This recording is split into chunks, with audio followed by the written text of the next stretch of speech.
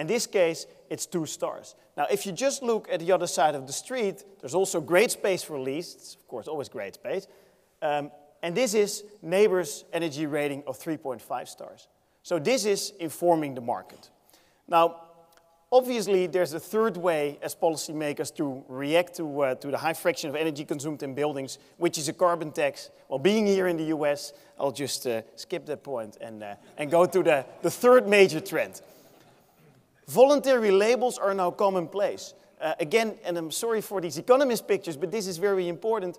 This is the fraction of commercial office space that had been labeled by the US GBC's LEED system in 2010.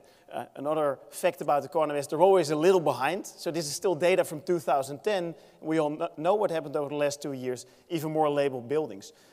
Just to explain to you, if we look at the square footage of commercial office space in the US, in 2010, 10% of that square footage had been labeled by the LEED labeling system.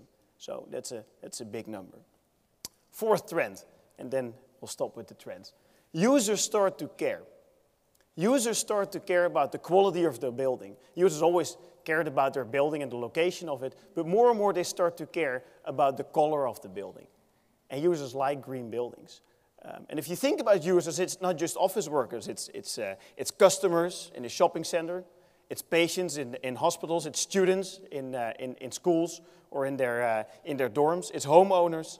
And what we see around the world, and I just came from Africa, where I toured some assets in South Africa and in Mauritius, and you won't believe it, but there's green buildings. And if you go to Sydney, there's green buildings, and if you go to Shanghai, there's green buildings. Because tenants like to be in these kinds of buildings. Now, this has one major implication. It has many implications, but for me, there's one very important implication. That these green buildings are going to affect investment portfolios.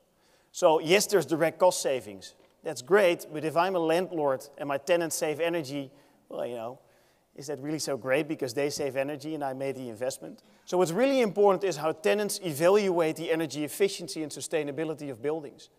Now, Rick promised you lots of numbers. I kept the numbers light.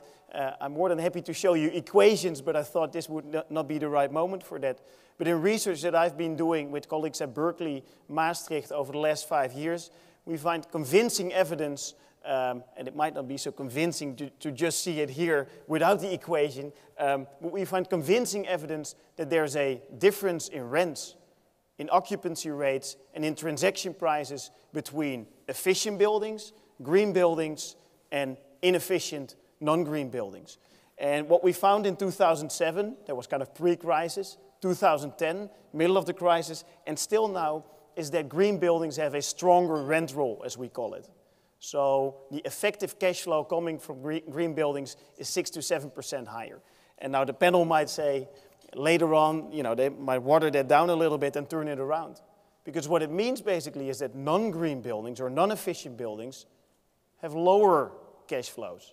It's really, you know, it's either a green premium or a brown discount. But there is a value difference and an effective cash flow difference between green buildings and non-green buildings. And we use 30,000 buildings for this kind of research here in the US, and we did similar research in Australia, and similar research in Europe, and every time we get down to about these same numbers.